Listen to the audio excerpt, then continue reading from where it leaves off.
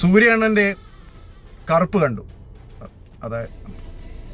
അതായത് നടിപ്പിൻ നായകൻ സൂര്യയുടെ കറുപ്പ് എന്ന പടം കണ്ടു.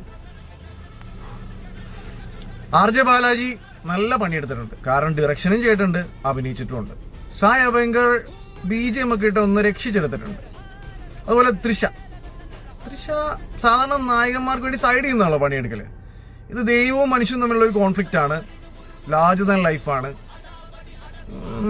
അങ്ങനത്തെ ഒരു പടം ആയതുകൊണ്ട് കുറച്ച് ഇരട്ടി പണിയെടുത്തിട്ടുണ്ട്.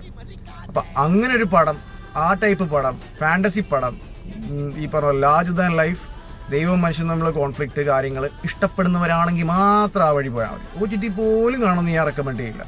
കാരണം ലോജിക്ക് റിയലിസ്റ്റിക് പടങ്ങൾ ഇഷ്ടപ്പെടുന്നവർ ആ വഴിക്ക് പോകാണ്ടിരിക്കുന്നതാണ് ബെറ്റർ എന്നാണ് എൻ്റെ ഒരു അഭിപ്രായം. അതല്ലെങ്കിൽ നിങ്ങൾ മാസ് എൻ്റർടൈനർ, തട്ടുപൊളിപ്പൻ, അതുപോലെ ഫാൻറ്റസി, ദൈവവും മനുഷ്യനും അടിപിടി, അങ്ങനത്തെ പരിപാടിയാണ് നിങ്ങൾക്ക് കാണാൻ ഇഷ്ടപ്പെടുന്ന ഒരു പ്രേക്ഷകനാണെന്നുണ്ടെങ്കിൽ അതൊരു തമിഴ് പടം, സൗത്ത് ഇന്ത്യൻ പടം, ആ ഒരു ഫ്ലേവർ അറിയാലോ. അപ്പം അത് ഇഷ്ടപ്പെടുന്ന ഒരാളാണെന്നുണ്ടെങ്കിൽ നിങ്ങൾക്ക് ധൈര്യമായിട്ട് കാണാം, നിങ്ങൾക്ക് ഇഷ്ടപ്പെടും. അപ്പം